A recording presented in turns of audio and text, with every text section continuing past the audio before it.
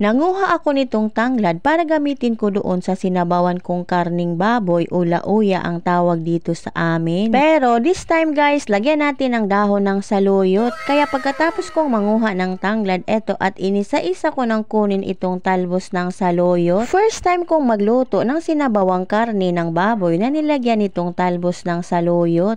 Pero sa ibang bansa nga din daw, ginagamit nga din itong saluyot sa mga ulam.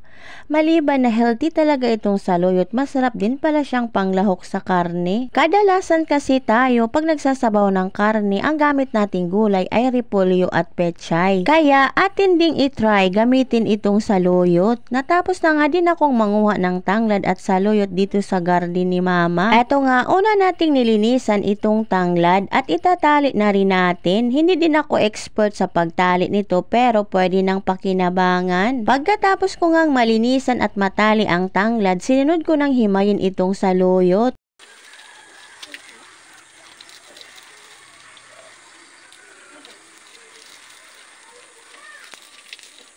At proud pa nga akong ipakita sa inyo itong achievement ko for today's video. Char.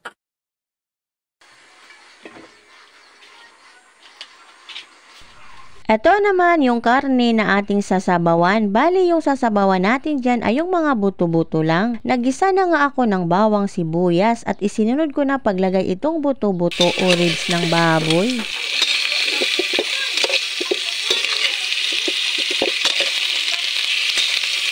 Ito pala yung saluyot at tanglad na ating gagamitin. Nahugasan ko na yan at kinuha ko na nga ang tanglad para ilagay dito sa pakulo pa lang na sabaw. Sunod ko nga inilagay itong talbos ng mga saluyot. Mga ilang segundo lang, luto na yung saluyot at yung karni naman natin ay napakuluan na rin. Yan, bago ko iluto, kaya konting pakulo na lang din nito. Nang sa tingin ko nga, malambot na yung karni at luto na rin yung gulay, kaya hinango ko na ang kaldero dito sa kalan. At sa tingin ko naman, itong niluto ko, masarap din naman siya. Gulay lang naman ang pinagkaibang inilagay.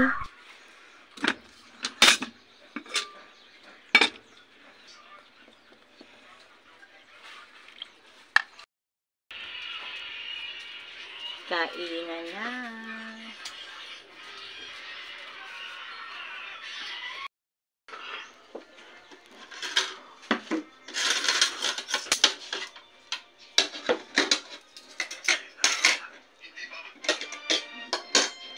Neready ko na nga itong misa at mga plato. Tara guys, kain tayo.